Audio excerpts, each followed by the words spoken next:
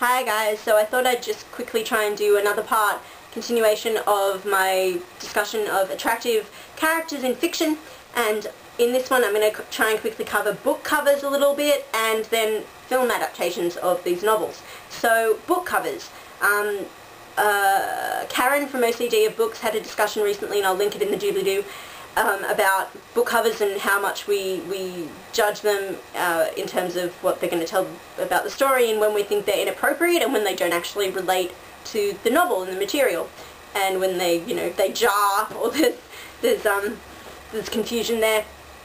And I thought, oh, that's a cool topic, let's discuss that. And so I was just picking up one book series in particular that's bothered me, and this is to do with race and nationality as well. And if other people have thoughts on this, please do let me know in the comments. But the Study series by Maria V. Snyder, Yelena is described as having, I'm pretty sure she has black hair, it's either very dark brown hair and tan skin, because she's from Scythia, which is a southern nation, and everyone's darker skin down there. And yet on all the covers I've seen, including hardback and paperback, she's very pale, and her hair is like a light brown a lot of the time. And I think to myself, did you just not read the book, or were you a little bit afraid of letting her have tan skin, or could you just not find an actress who would pose for the cover? I don't know what the problem is, but that is not how Yelena's meant to look. So that's something that's bothered me. And I was just wondering if people have other examples of that, and yeah, do share.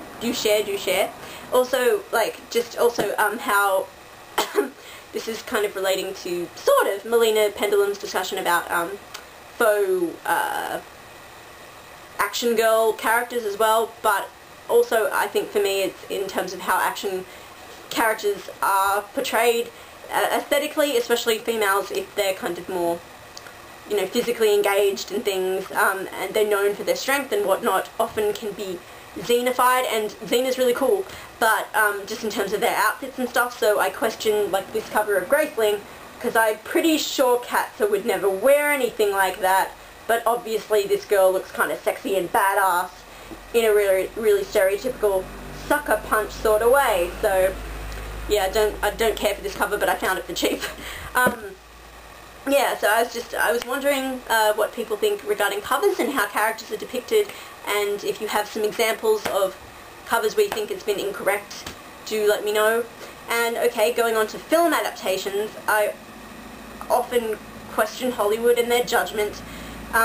One of the, I think, most common examples that a lot of people can probably relate to, when Harry Potter was first getting into production, the series, and we were awaiting to see who was going to be cast in the central trio, I kind of instinctively just knew that it would suffer from Hollywoodification, especially in terms of Hermione. And for so many readers, so many girl readers in particular, Hermione's sort of like a hero and kind of like your mate, because she isn't attractive. She gets teased for her looks, and she has these notable physical traits that aren't, cool, like she has the bushy hair and her buck teeth and whatnot, and yet she is still someone who gets some admiration, and, people are still attracted to her. She has Crumb, she's got McLaggen, and of course she has Ron.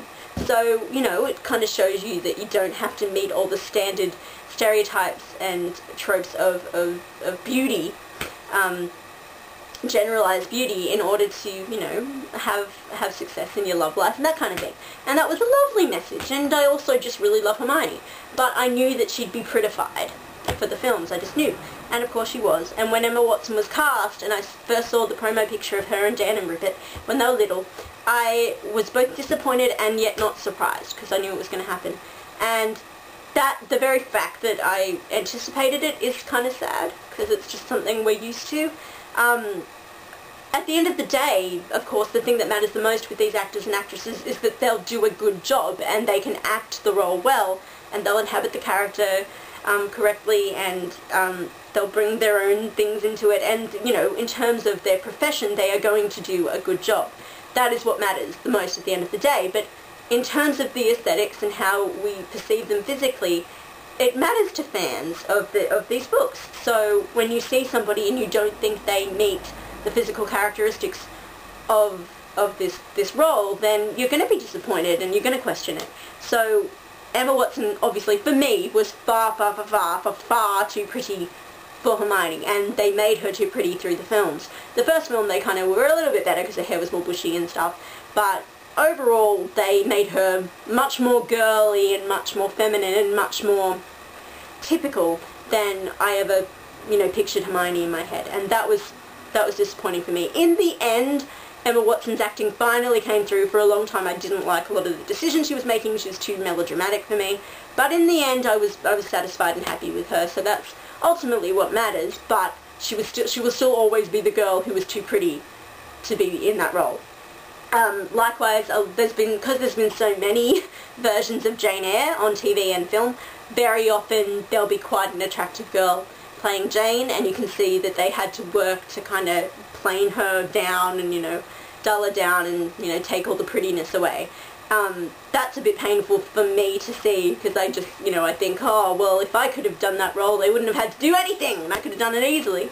There's been some Janes where I guess they've been a little bit more plain, but for the most part I've seen some really beautiful women do that role. Almost all of them have done a very good job. Again, that's what matters, so yay. But yeah, it's still just something, because it's you know, a very recognisable and familiar aspect of Jane as a character, the fact that she is plain, and so that's just, it's something that matters if you're a fan of the book. If you have other examples of film adaptations where you've been unhappy with the people cast in terms of their appearance, especially if they've cast people who you feel have been too attractive for the role, please do let me know in the comments. It's just something that it feels a little bit insulting sometimes, because I have no doubt they could find actors and actresses who would do fantastic jobs and would look more the part. I just feel it's a bit of a cop-out, and the braver decision would be to find somebody who doesn't look as stereotypically nice, but, you know, is going to really inhabit that role. So yeah, I feel like they're being a bit weak and shallow in their decisions that they make in terms of casting. Also, if you have any comments regarding the race and nationality of people when they're casting roles, do share. I know that the Hunger Games has been something people have been like kicking up a storm apparently about, like the casting of Cinna and Rue. I have no problem with that at all, but, you know, do let me know your opinions there. I think personally I question Jennifer Lawrence being cast as Katniss just because she's blonde and quite pale. And we all know Katniss is a brunette and has tan skin. Of course they'll work on all that in the makeup department. She's already dyed her hair brown, that's all cool, but that was just something I wondered about that. I'm sure she'll do a good job, it's fine. So anyways, let me know your opinions on all of this in the comments, and yeah, that's all for now. Goodbye!